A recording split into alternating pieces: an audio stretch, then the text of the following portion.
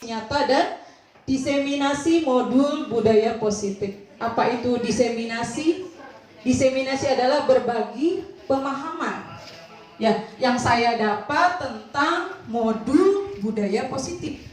Jadi menurut pemahaman saya ya Bapak Ibu, ini menurut pemahaman saya tentang budaya positif. Nah, sebelumnya memaparkan tentang semua modul dulu. Modul 1 itu terdiri dari 4 Bapak Ibu ya. Bentar. Ini mana tuh? Bentar. Nah ini ada ini adalah pasien saya Pak Dede Muhammad Rifa. Beliau ini adalah pengawas Bapak Ibu. Jadi fasil-fasil itu kebanyakan dari pengawas diambilnya. Kemudian ini PP pengajaran praktek saya yang seperti Pak Robi. Ini kebetulan beliau ini dari wilayah timur ya Pak Robi ya, temannya Pak Robi. Dan ini saya, barangkali cantik banget saya itu. Lanjut, nah ini Bapak Ibu, saya sebelum masuk ke budaya positif di modul 1 ini. Nah sebelum lupa, Bapak Ibu, guru penggerak itu masuk ke dalam on job ya. Jadi tidak di luar job ya, tidak di luar job. Jadi tidak mengganggu aktivitas kita untuk mengajar. Sekali lagi, tidak mengganggu waktu kita dalam mengerjakan tugas wajib kita.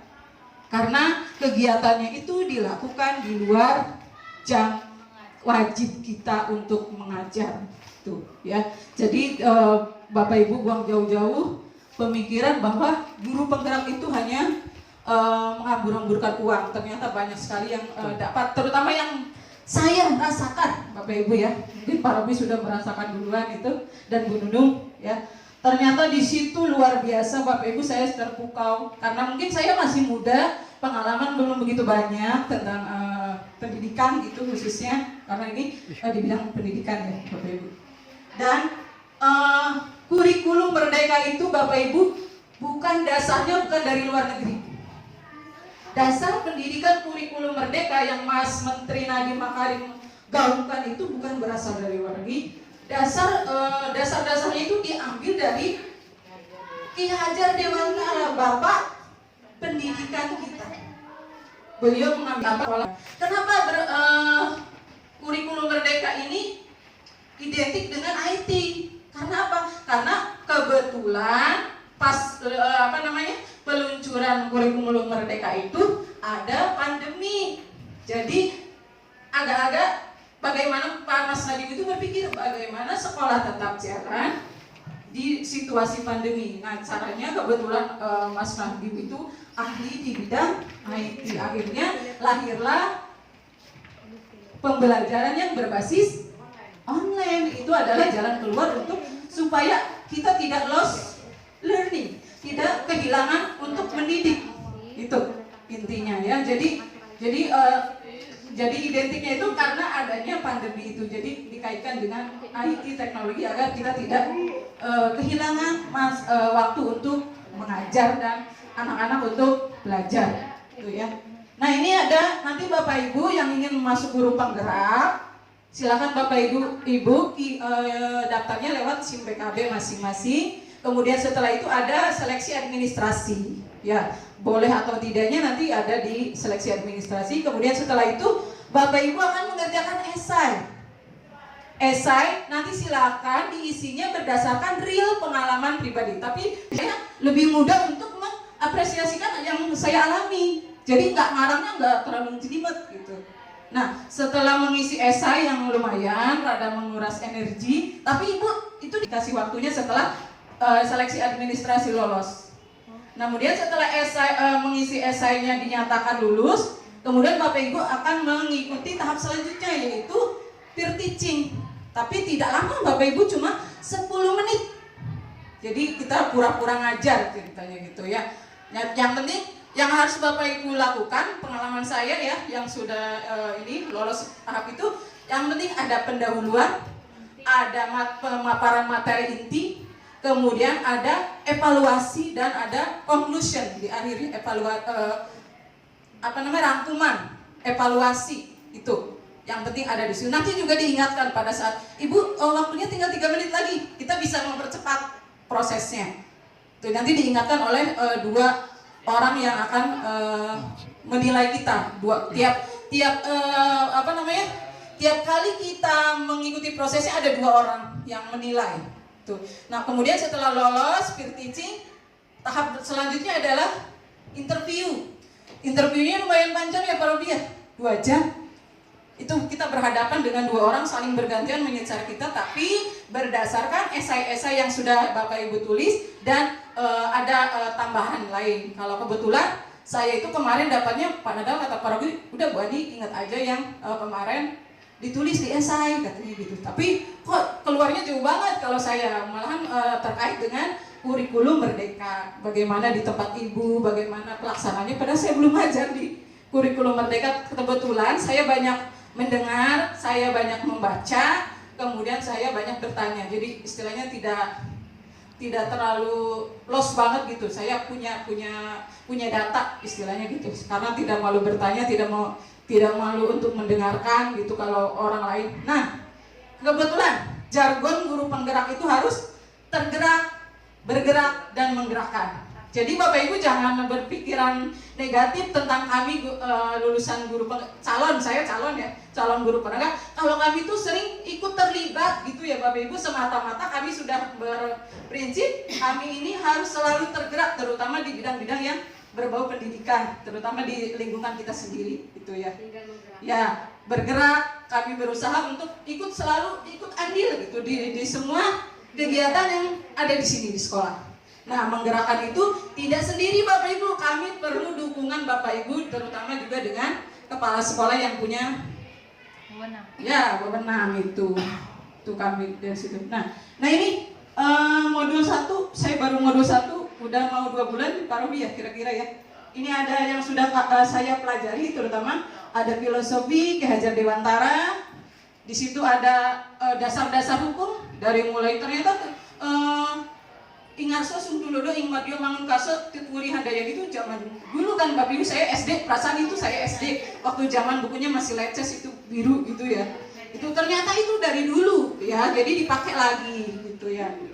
Nah kemudian ada nilai dan peran. Kalau ini guru penggerak sebenarnya bukan hanya untuk guru penggerak, semua orang yang menjadi guru harus mempunyai nilai dan peran guru penggerak. Jadi di mata siswa itu kita harus punya nilai Bapak Ibu. Nilainya apa saja nanti akan sedikit saja. Kemudian visi itu bukan hanya dari guru penggerak, berkolaborasi dengan pihak pimpinan, kemudian pemangku kebijakan dan komunitas yang ada di sekolah ini bersama-sama. Jadi bukan hanya guru penggerak yang bergerak gitu.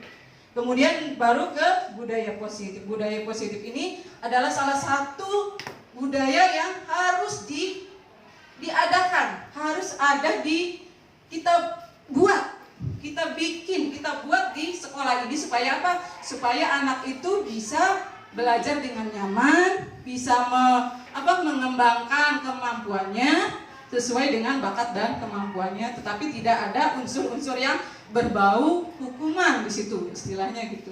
Kita langsung ini tujuan aksi nyata saya. Guru dan tenaga kependidikan di SMP Mundu dapat memahami konsep-konsep budaya positif sesuai dengan filosofi Ki Hajar Dewantara. Kemudian guru dan kepala sekolah di SMP 1 Mundu dapat termotivasi untuk melakukan budaya positif sesuai dengan filosofi Ki Hajar Dewantara. Itu 2 saja tujuan saya di sini. Kemudian, nah ini yang saya dari banyak itu saya ambil ini filosofinya. Menurut Ki Hajar Dewantara, tujuan pendidikan adalah menuntun segala kodrat yang ada pada anak agar mereka mencapai keselamatan, kebahagiaan yang setinggi-tingginya baik sebagai manusia maupun sebagai anggota masyarakat. Di sini yang perlu Bapak Ibu ini ada 2 ya. Ada proses menuntun segala kodrat. Kodratnya itu ada 2 Bapak Ibu. Ada kodrat alam itu dan kodrat zaman. Ini berkaitan dengan PMM juga ya. Ada di itu bagian modulnya nanti yang Bapak Ibu sudah lulus beberapa modul mungkin sudah ya.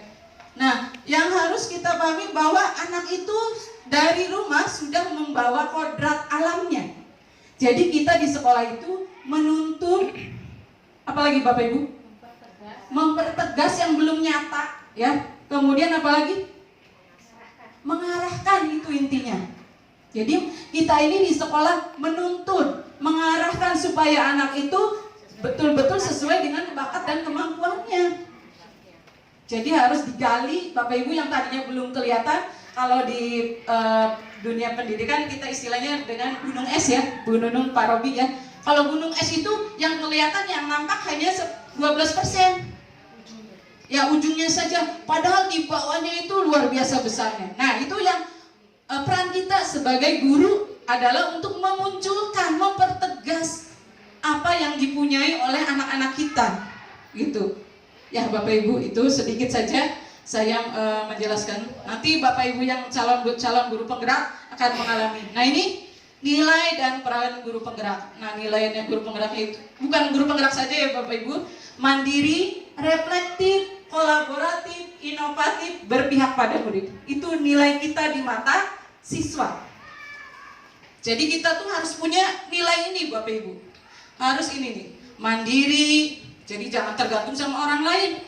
Kalau bisa kerjakan sendiri. Kalau tidak bisa, berusaha untuk belajar dengan cara apa? Bertanya atau mempelajari secara otodidak. Ya, atau lebih baik tanya dengan orang-orang yang berkompeten. Tuh. Kemudian reflektif, setiap kegiatan itu harus selalu reflektif ya Bapak Ibu, baik itu di dalam pengajaran maupun di luar pengajaran. Tuh setiap proses apapun itu harus reflektif. Ya.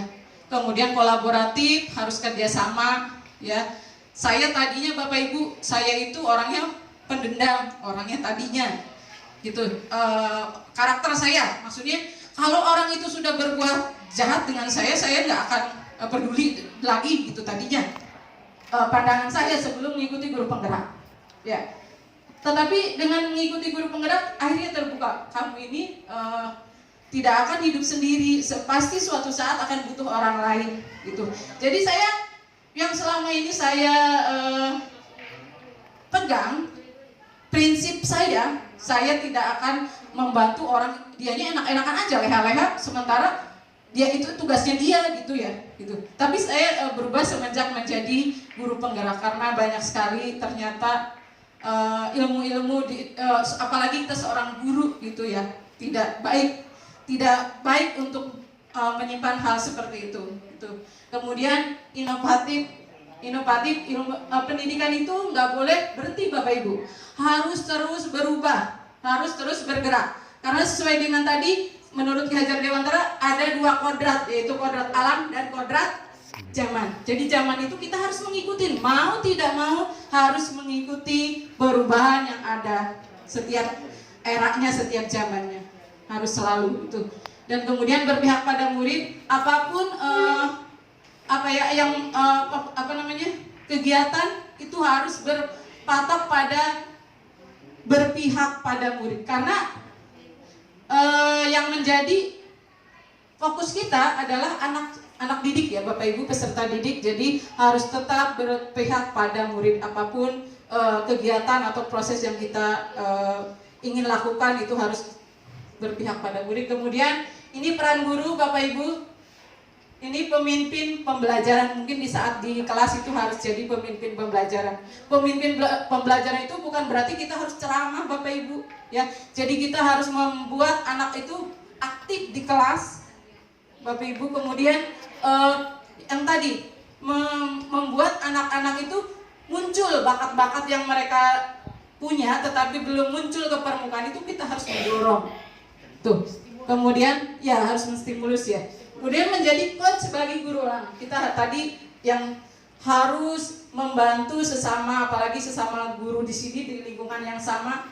Kita tidak boleh kamu mah bukan geng saya gitu misalkan ya. Saya nggak akan bantu, jangan Bapak Ibu ya. Itu sudah ini oleh saya terasa.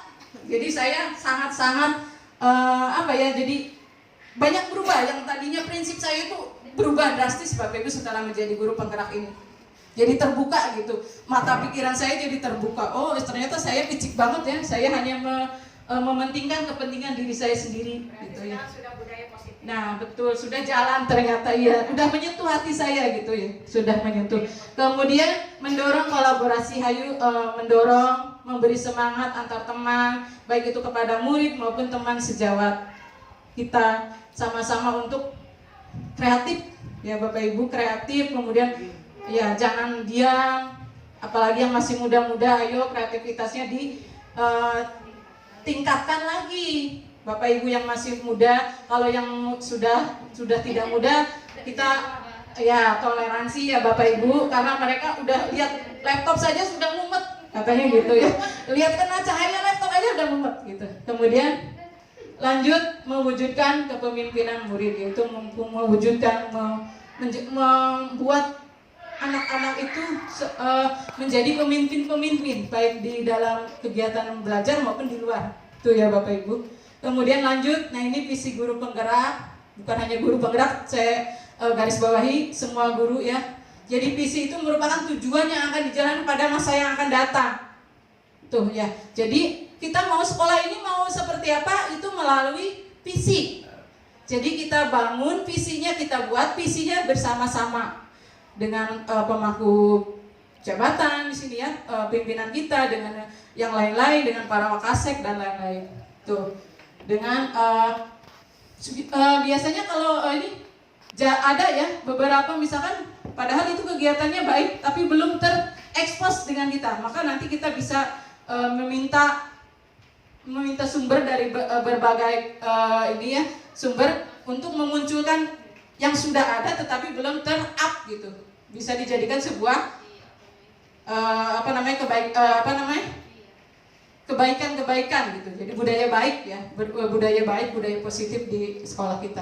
Nah ini budaya positif yang akan saya jabarkan kali ini. Budaya positif adalah nilai-nilai, keyakinan-keyakinan atau kebiasaan-kebiasaan di sekolah yang berpihak pada murid. Sekali lagi Bapak Ibu, yang berpihak pada murid ya. Tuh. Dapat berkembang menjadi pribadi yang kritis, kemudian penuh hormat dan penuh tanggung jawab. Ini budaya positif adalah nilai-nilai. Jadi nilai-nilai, keyakinan-keyakinan yang menjadikan sebuah kebiasaan-kebiasaan yang akan menjadi sebuah karakter nanti Bapak Ibu. Sebab karakter itu apa Bapak Ibu? Kebiasaan-kebiasaan yang diulang-ulang. Ya, jadi yang suka berbuat yang tidak baik diulang-ulang itu secara tidak sengaja Bapak Ibu membuat karakter Bapak Ibu seperti itu. Karena karakter itu adalah kegiatan yang diulang-ulang. Begitu. Nah, lanjut. Nah, budaya positif ini identik dengan disiplin Bapak Ibu ya. Disiplin itu adalah salah satu budaya. Disiplin itu nanti terbagi dua. Ada disiplin yang positif, ada disiplin yang gagal atau negatif Bapak Ibu. Ini disiplin ini, makna disiplin di sini, disiplin yaitu belajar mengontrol diri dengan menggali potensi kita agar tercapai tujuan mulia, yaitu sesuatu menjadi seseorang yang kita inginkan berdasarkan nilai-nilai yang kita hargai. Nah ini saya ambil dari dasar pemikiran Ki Hajar Dewantara bahwa menyatakan bahwa untuk menciptakan siswa yang merdeka, maka syarat utamanya harus mempunyai disiplin yang kuat, yaitu disiplin yang berasal dari motivasi internal dalam diri sendiri. Jika tidak mempunyai motivasi internal, maka diperlukan motivasi eksternal atau dari orang lain untuk proses pendisiplinannya. Tuh, jadi yang harus kita garis bawahi bahwa disiplin yang baik itu adalah disiplin yang lahir dari dalam diri sendiri, bukan berdasarkan pada aturan. Bukan berdasarkan pada aturan. Kalau berdasarkan aturan, menurut teori katanya itu tidak akan bertahan lama efeknya, betul. Atau bahkan mungkin nantinya timbul antipati. Timbulnya antipati Bapak Ibu. Bisa saja misalkan bagian kesiswaan, adanya pembina OSIS ini. Pembina OSIS misalkan ya Ibu Vera marah-marah, misalkan, kamu tahu nggak aturan di sini? Ya, misalkan dengan nada tinggi ya Bu Vera, misalkan dengan nada tinggi, otomatis anak itu karena berpatok pada peraturan itu karena dia melaksanakan itu karena ketakutan. Jadi karena aturan itu, jadi ada unsur ada unsur keterpaksaan di situ. Jadi yang baik itu, yang bertahan lama itu ada motivasi dari dalam sendiri. Bagaimana caranya membuat anak motivasi dalam diri sendiri? Kita harus menyentuh hatinya, Bapak Ibu, ternyata. Ya, jadi kalau kita mau anak itu, misalkan anaknya berulang-ulang melakukan kegiatan yang sama terus, jangan berhenti, jangan kalah, Bapak Ibu. Harus terus diingatkan dan terus dijalani proses itu. Panas banget ya. Harus dituntun terus.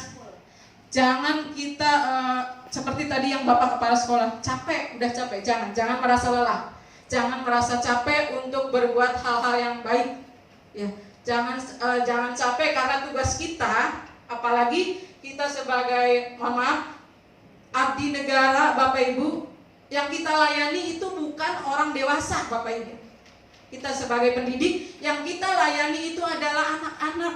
Mereka belum mempunyai, mana yang sejauh ini ya, secara umum saja, anak-anak yang belum tahu mana yang baik, mana yang enggak. Makanya kita harus betul-betul menuntun, mengarahkan. Itu adalah tugas kita. Sesuai dengan tadi peran dan nilai guru. Jadi semuanya ini kita harus punya dalam diri kita nilai untuk dilihat oleh anak-anak dan mempraktekkan peran kita masing-masing sebagai seorang guru. Tuh.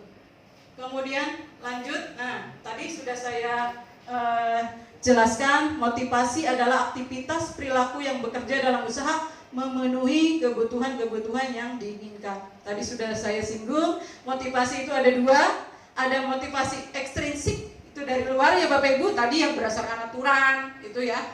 Nah, kemudian ada motivasi intrinsik. Nah, ini kalau motivasi ekstrinsik tadi untuk menghindari hukuman, dia terpaksa melakukannya, atau mungkin untuk mendapatkan sebuah reward atau imbalan.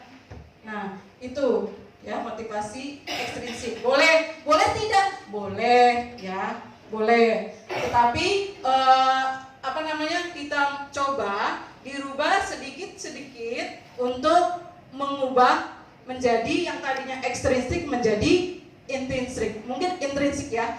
Mungkin prosesnya tidak akan cepat, Bapak Ibu, tidak semudah membalikan telapak tangan karena semuanya butuh yang namanya proses. Tuh. Kemudian nah ini untuk kalau motivasi intrinsik itu untuk menghargai diri sendiri dan hasilnya akan muncul nilai-nilai kebajikan. Nilai-nilai kebajikan itu apa, Bapak Ibu?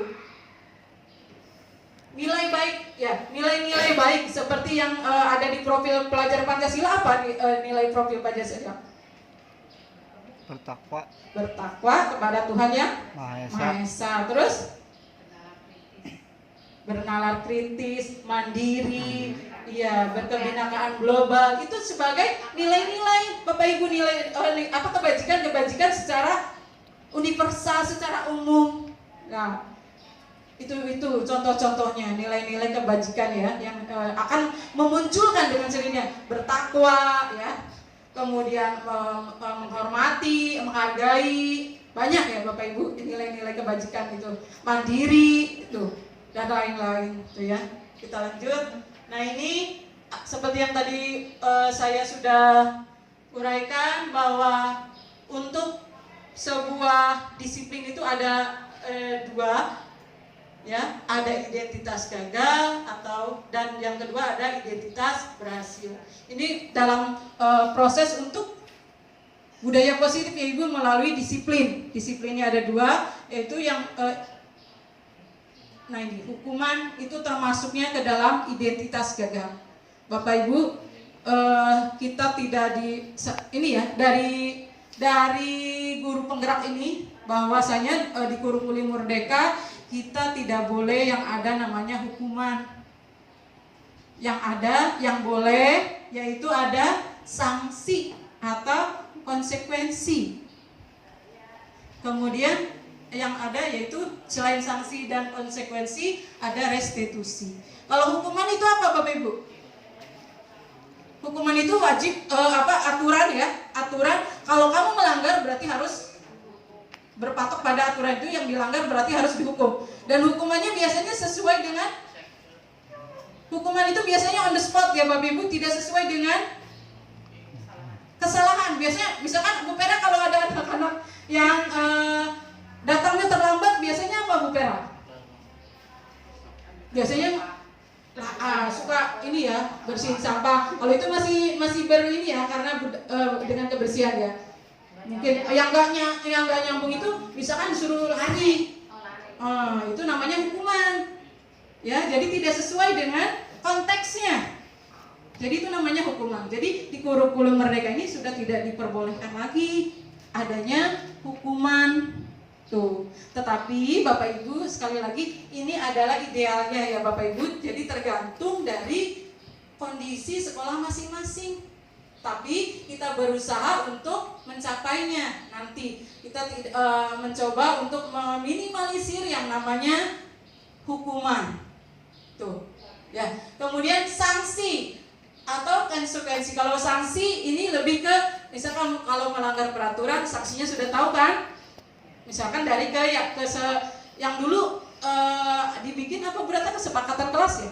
Dari kesepakatan kelas itu misalkan dibuat. Salah satu contohnya apa Bu Ratna? Kesepakatan kelas yang dibuat. Menjaga ketertiban. Kalau tidak apa Bu Ratna sanksinya biasanya? Ya, itu ya. Biasanya iya. Itu sanksi. Berarti masih sejalan Bapak Ibu ya, linear istilahnya gitu. Masih nyambung istilahnya, dengan peraturan dengan sanksi itu masih nyambung. Itu tidak apa-apa untuk diterapkan. Nah, itu namanya apa Bu? Pemaksaan ya, nggak boleh ternyata di kurikulum Merdeka. Nggak apa-apa, kita namanya sharing ya Bapak Ibu, berbagi pengalaman gitu ya. Nah itu, kemudian ada lagi restitusi. Ini baru Bapak Ibu, saya juga baru mendengar tentang hal ini. Kalau hukuman, sanksi, konsekuensi itu udah biasa mungkin di telinga kita ya. Kita udah biasa. Restitusi itu sama untuk proses pendisiplinan. Tetapi kita apa? Ada tahapnya. Betul, nanti ada tahapannya. Nah, ini proses penyelesaian masalah dengan tidak ya, nanti ada segitiga restitusi, ada posisi kontrol gitu ya Bapak Ibu. Oke, lanjut ya. Nanti akan ini penjabaran secara global dulu, nanti diperjelas slide yang berikutnya. Nah, ini. Jadi untuk proses pendisiplinan itu, disiplin positif ya Bapak Ibu. Jangan yang negatif ya, jangan yang gagal. Kita mulai. Nah, mumpung sekarang awal semester dan tahun baru atau tahun baru yang kata Bapak tadi, nanti Bapak Ibu buatlah sebuah, kalau dulu dikenalnya kesepakatan kelas Bu Ratna ya, tapi sekarang kita mulai dengan keyakinan kelas. Kalau keyakinan kelas itu lebih global seperti tadi. Nah, kalau misalkan harus menyapu, kemudian nggak boleh berisik di kelas gitu ya. Terus apa lagi biasanya? Tidak boleh membuli. Itu berarti masuk ke dalam saling menghargai atau saling menghormati. Jadi yang tadinya kesepakatan kelas, beberapa detail kalau kesepakatan kelas ya Bapak Ibu, detail ya, spesifik maksudnya. Nah itu dijadikan jadikan lebih universal, lebih global gitu. Jadi yang tadi misalkan tidak boleh membuang sampah sembarangan. Nah kemudian apalagi menggunakan masker. Nah, berarti apa Bapak Ibu? Itu berkaitan dengan kesehatan. Iya, berkaitan dengan apa? Dalam ininya. Kesehatan kan, menjaga kesehatan. Jadi itu, jadi lebih global, lebih luas intinya. Ya, nanti Bapak Ibu buat, bukan hanya wali kelas ya, nanti boleh misalkan mapel juga boleh mengadakan keyakinan kelasnya masing-masing. Tetapi yang di sini yang saya utamakan itu wali kelas dulu, membuat keyakinan kelas. Jangan dari kita Bapak Ibu sumbernya ya. Keyakinan itu dari siswa, dari peserta didik. Coba kita pengen tahu sejauh mana anak-anak itu punya keyakinan dalam dirinya untuk hal-hal yang positif, untuk hal-hal yang baik. Nanti semua harus ikut andil. Nanti Bapak Ibu silahkan pakai kertas aja. Nanti dikasih anak satu orang satu, buat sebuah keyakinan kelas untuk kelas kamu sendiri, untuk kelas kita misalkan. Kamu maunya seperti apa? Semua diberikan diberikan hak untuk membuat keyakinan. Nanti Bapak Ibu boleh ditempelkan di papan tulis. Nah, setelah itu Bapak Ibu saring. Jadi nanti dibuat kalau ini sama, misalkan ini masuknya ke dalam saling menghargai. Ini masuknya misalkan ketuhanan yang keagamaan, misalkan masuk ke dalam keagamaan. Nah, kalau keyakinan, kalau kesepakatan kelas itu biasanya banyak ya Bapak Ibu ya, detailnya tuh banyak. Kalau keyakinan kelas jangan banyak-banyak, maksimal itu 6 dibuatnya, karena sudah mewakili dari yang lain-lain. Jadikan satu dari kesepakatan kelas, dijadikan satu tuh. Tapi jangan dari kita Bapak Ibu guru ya, keyakinan kelasnya dari anak, dari siswa. Jadi sejauh mana kita akan mengetahui apa yang mereka pikirkan tentang membuat kelas mereka menjadi nyaman, pembelajaran mereka berjalan dengan lancar gitu. Itu akan coba, jadi kita akan tahu daya pikir anak itu sejauh mana tuh untuk kenyamanan mereka sendiri dalam belajar di kelas gitu. Nah, kalau lingkupnya sekolah berarti itu keyakinan sekolah ininya ya jadinya. Lanjut Bapak Ibu. Nah, ini contoh beberapa ini dari kesepakatan kelas dan ada keyakinan kelas. Nanti Bapak Ibu bisa browsing, banyak ternyata di di Google. Bapak Ibu, misalkan Ibu bingung mau keyakinan kelasnya apa, nanti Bapak Ibu kan menyaring. Oh, ini kamu masuknya nanti ke ini gitu ya. Keyakinan kelasnya apa? Di sini ada contohnya, itu Bapak Ibu bisa lihat. Nah, ada apa lagi? Nah, ini masih judulnya kesepakatan, belum diganti. Ini boleh jadi keyakinan kelas. Contohnya, ini harus ditempel. Nanti kalau sudah jadi, Bapak Ibu ditempel di kelas ya Bapak Ibu, dengan ditandatangani oleh wali kelas, kemudian pengurus kelas. Karena itu menjadi sumber keyakinan kalau mereka melakukan sesuatu, dasar ininya dari situ. Yang akan diproses kalau mereka melanggar. Tuh, kamu berarti menyalahi keyakinan yang telah kamu buat sendiri. Tuh ya. Kemudian kalau siswa itu seperti yang kemarin-kemarin sering sekali kepala sekolah nge-share, ini anak merusak lagi WC. Kita tidak pernah mencoba untuk mengidentifikasi ya Bapak Ibu, apa sebenarnya yang terjadi. Karena anaknya belum ketangkap-tangkap ya Bu, jadi kita belum tahu penyebabnya. Nah, sebenarnya ini berkaitan dengan kebutuhan Bapak Ibu. Mungkin saja anak itu merusak, tapi saya ini dari pengalaman. Saya sering di kelas yang saya ajar sering menanyakan, kamu nggak boleh ya nanti merusak fasilitas yang ada, menjaga. Ibu pengen tahu dari yang perempuan, nggak saya tanya, yang laki-laki, kenapa ruangan toilet perempuan itu dirusak terus? Ternyata ada yang jawab, kenapa? Karena kalau yang toilet perempuan bagus Bu. Oh gitu. Iya Bu, coba Ibu lihat coba punya laki-laki kayak gitu Bu, nggak nyaman. Oh, berarti itu bukan satu kelas Bapak Ibu. Saya ngajar di 6 kelas, itu sama suaranya yang ditanya. Kata Bapak, jangan-jangan Bu Ani yang melakukannya itu. Ya saya nggak tahu Pak, kalau itu mungkin harus diselidiki lebih dalam lagi. Itu suara dari kaum laki-laki. Ternyata mereka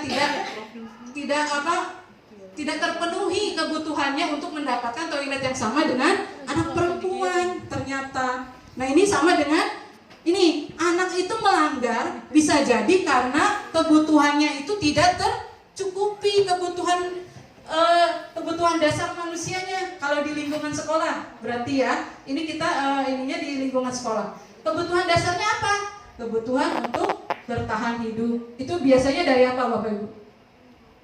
Dari fisik dan psikologis ya biasanya. Berarti ada makanan mungkin ya. Kenapa mereka sering keluar? Mungkin karena mereka belum sarapan dari rumah, mungkin ya gitu. Atau di tengah sebelum istirahat yang kedua, yang siang itu mereka sudah keluar duluan. Kenapa? Mungkin mereka lapar. Atau mungkin secara psikologis mereka sudah gak tahan, ngantuk berat mungkin ya gitu. Jadi kita berpikirnya jangan langsung ke hal-hal negatif. ya Bapak Ibu mencoba apa namanya, paradigmanya dirubah, itu mindsetnya, sudut pandangnya kita harus selalu berpikir positif Bapak Ibu. Secara kita harus terus menerus berpikiran positif itu ternyata bagus juga untuk kita Bapak Ibu guru. Kita tidak sujon aja sama orang. Ya, itu yang saya alami. Jadi saya terbuka jadinya. Saya tadinya pokoknya saya pendendam gitu. Jadi saya terbuka jadi sekarang. Ya alhamdulillah, berarti manfaatnya luar biasa bagi saya. Gitu. Kemudian kebutuhan kasih sayang. Nah biasanya anak-anak yang berkasus itu, nah kebanyakan anak-anak yang kurang kasih sayang. Untuk itu peran kita, peran seorang guru adalah di situ diperankan, dijalankan perannya. Oh berarti anak itu butuh penanganan yang lebih khusus, terutama oleh BK mungkin dan wali kelas. Ya, itu jadi anak itu membutuhkan lebih dekat dengan orang-orang tertentu karena di rumah mereka tidak mendapatkannya. Mungkin ya Bapak Ibu. Tuh. Kemudian kekuasaan dan penguasaan. Biasanya anak-anak yang melanggar aturan itu anak-anak yang butuh pengakuan. Mereka butuh untuk, oh saya ini bisa. Jadi mereka ingin menunjukkan. Itu ya Bapak Ibu ya. Jadi mereka butuh pengakuan. Kalau biasanya kita ini ya terlena dengan anak-anak yang hanya berprestasi. Kita hanya terpaku dengan anak-anak yang berprestasi Bapak Ibu ya, yang aktif, yang sementara yang tidak aktifnya diabaikan. Itu salah kita. Makanya saya banyak belajar. Oh ternyata iya saya banyak yang tidak saya jalankan selama ini. Ternyata mereka juga sama butuh kasih sayang, butuh kekuasaan, butuh yang namanya penguasaan itu dibutuhkan. Kemudian kebebasan, Bapak Ibu, kebebasan itu maksudnya di sini berikan mereka ruang untuk mengeluarkan bakat dan kemampuannya. Jangan dipaksa Bapak Ibu ya. Kita hanya menuntun, mengarahkan. Sekali lagi kita hanya menuntun dan mengarahkan karena mereka sudah dari rumah itu sudah punya bakat dan kemampuan masing-masing yang belum tergali selama ini. Jadi kita perlu mengarahkan. Ibaratnya kita ini petani ya Pak Robi ya, ada di grup penggerak itu. Jadi bibitnya tuh beda-beda kan Bapak Ibu ya. Karena kita tidak akan tahu bibit ini baik atau enggak gitu kan. Tapi prosesnya sama kan Bapak Ibu? Ya. Jadi nanti akan timbul dengan sendirinya. Gitu ya. Kemudian kesenangan, mereka juga perlu. Saya kalau ngajar nanti dulu ya, kalian nanti Ibu kasih waktu untuk misalkan ini lagi serius nih, kita lagi menjelaskan tentang materi. Nanti kamu boleh ada waktunya untuk Ibu. Jadi jangan. Bagaimana caranya kita pembelajarannya menyenangkan untuk siswa. Kalau datang-datang kita sudah dianggapnya sebagai guru yang sangar, itu tidak akan baik ternyata Bapak Ibu ya. Mungkin baik untuk dalam waktu yang pendek, tetapi kedepannya tidak akan baik gitu. Ya, tuh. Lanjutkan ya Bapak Ibu. Nah ini tadi restitusi. Apa itu restitusi? Merupakan proses menciptakan posisi siswa untuk memperbaiki kesalahan mereka. Sekali lagi, memproses untuk memperbaiki kesalahan mereka. Jadi kita tidak menjudge ya Bapak Ibu, tidak menghukum. Jadi kita harus memperbaiki kesalahan mereka secara dengan keyakinan yang mereka miliki. Kembali lagi keyakinan mereka. Jadi kenapa mereka melakukan seperti itu, atas dasar apa? Terus kalau sudah dilakukan, kira-kira apa yang bisa kamu lakukan untuk memperbaiki kesalahan mereka itu? Ya ini namanya restitusi. Saya baru paham kalau di dalam proses pendisiplinan tentang budaya positif ini ada yang namanya restitusi. Ya. Nah ketika mereka kembali ke kelompoknya, itu akan semakin apa Bu? Karakternya semakin kuat. Ya, jadi tidak membawa tadi yang tadinya dia salah gitu ya. Itu tidak akan terulang lagi misalkan nantinya. Jadi dia sudah karena jalan keluarnya itu dari dia sendiri, bukan dari kita yang memunculkan. Gitu. Ya, dari mempunyai tujuan, disiplin positif dan memulihkan dirinya ketika berbuat kesalahan. Nah, seperti halnya kalau dalam bahasa Inggris kita mentranslate ya, Bapak Ibu bahasa Inggris, pengajar bahasa Inggris, kalau kita hanya mendengar itu tidak akan nempel.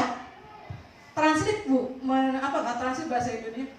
Menerjemahkan, ya, menerjemahkan itu kalau kita hanya mendengar itu tidak nempel Bapak Ibu. Tetapi kalau kita membaca, mencari sendiri, kalau saya ya Bapak Ibu, dan kayaknya dialami semua gitu, itu nempel.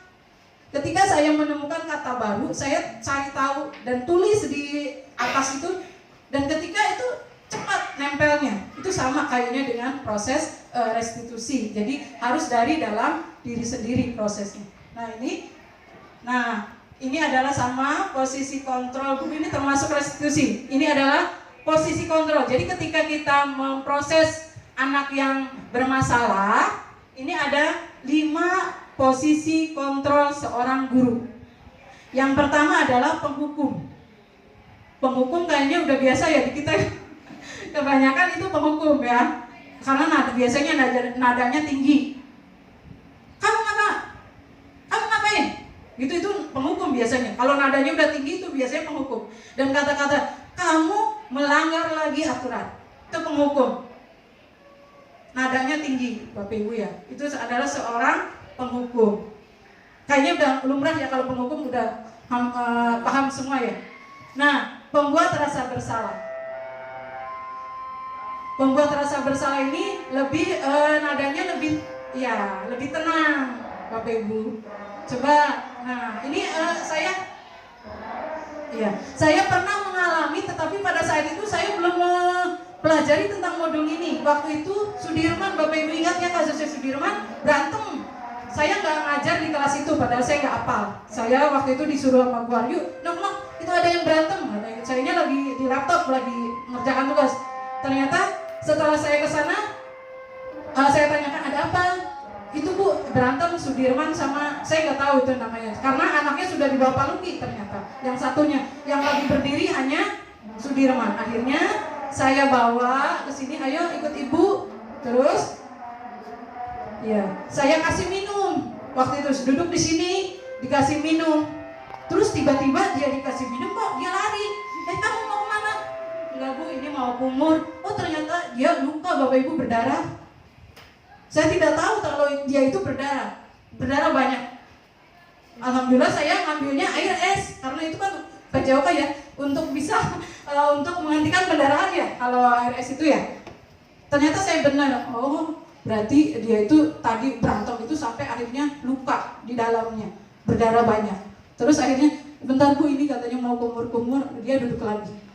Terus saya tanya, ada apa? Kamu kenapa? Itu Bu, saya lagi diem, dianya mukul saya. Kata saya, emang kamu biasanya seperti itu? Iya, biasanya bercanda Bu, itu kan teman sekelas saya. Cuma pada saat itu sayanya lagi gak pengen bercanda, katanya gitu. Oh, jadi posisi itu adalah sebagai seorang pembuat rasa berat. Apa yang kamu lakukan tadi awalnya gitu, kamu ngapain? Berantem Bu, gitu. Itu pembuat rasa bersalah. Betul atau enggak kamu berantem seperti itu? Enggak Bu, ya dianya aja mulai duluan, gitu. Jadi terus ya.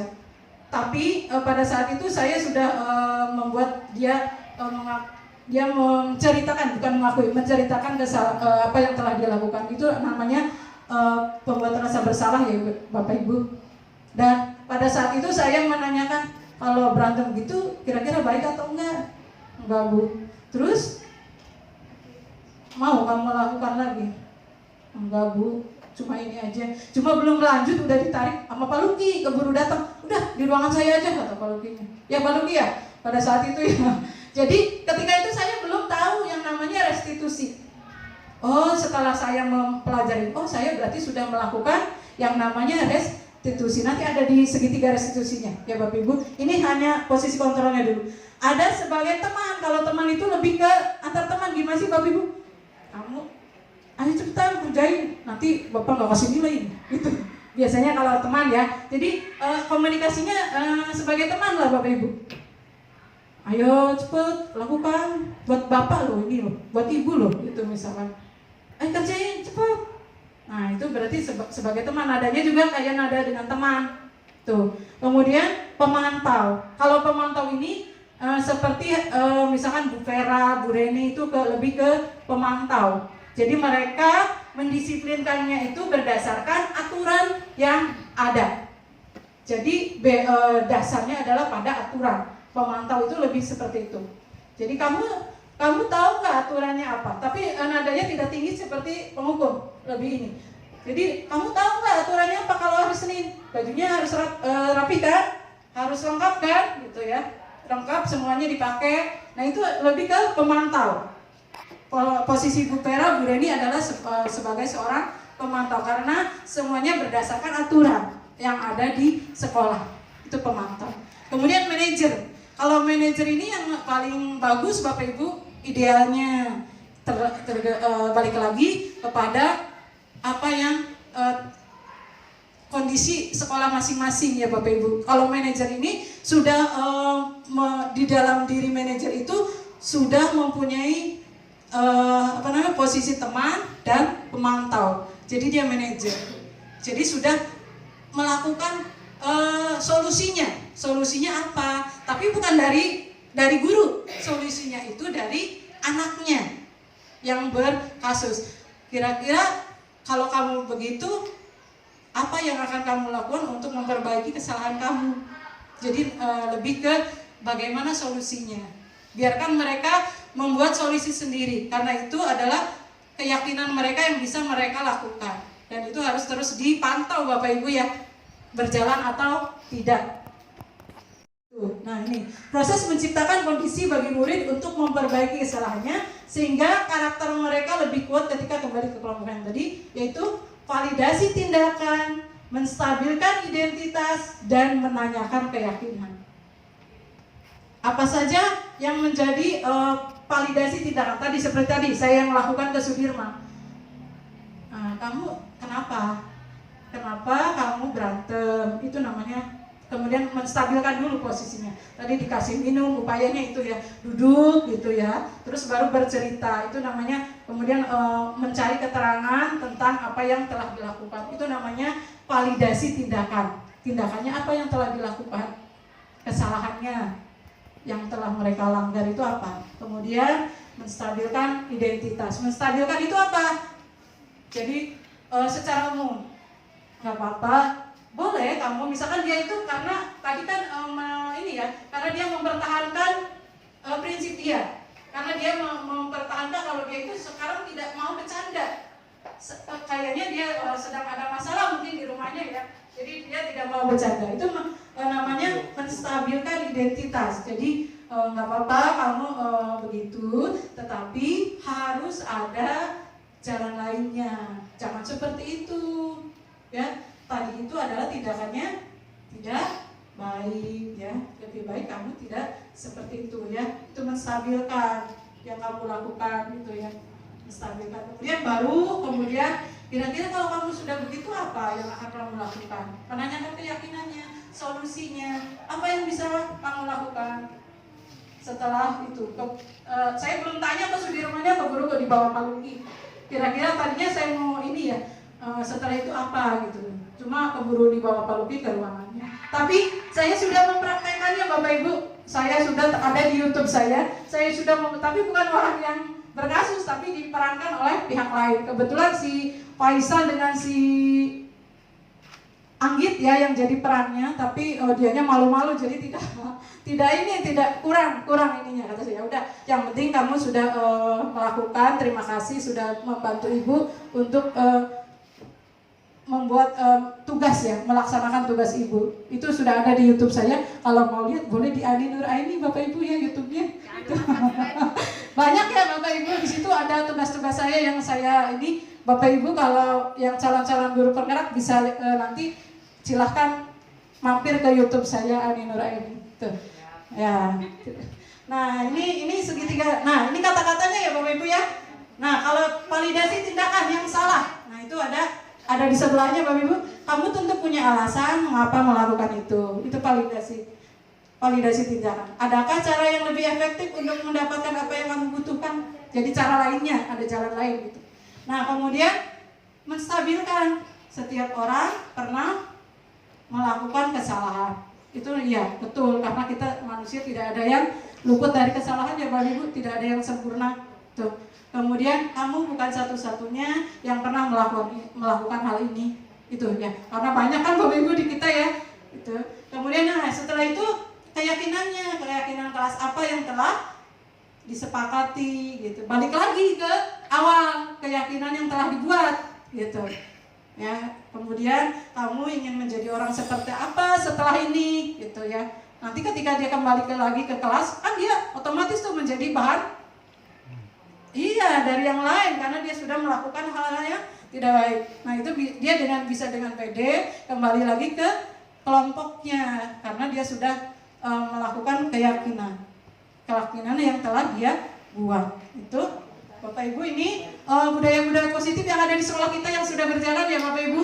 Ini video-videonya enggak saya nyalakan, hanya foto-fotonya saja. Yang video-videonya ada di YouTube dan juga ada di Google Drive. Itu kan udah share ya beratnya. Banyak di situ sudah saya ini. Silahkan mampir ke situ. Dan udah, terima kasih atas waktu dan kesempatan ini. Terima kasih banyak atas bantuan Bapak-Bapak dan Ibu. Mari kita selalu optimis untuk pendidikan di Indonesia ya Bapak Ibu. Kita harus terus menyesuaikan dengan kodrat zaman. Itu saja, terima kasih. Billahi taufiq wal hidayah. Assalamualaikum warahmatullahi wabarakatuh. Nah, mungkin ada yang kurang jelas, boleh Bapak Ibu, atau mau menambahkan pemahaman saya tadi lewat gitu. Boleh Bapak Ibu. Barangkali ada yang mau menambahkan. Cukup jelas Bapak Ibu. Jelas banget.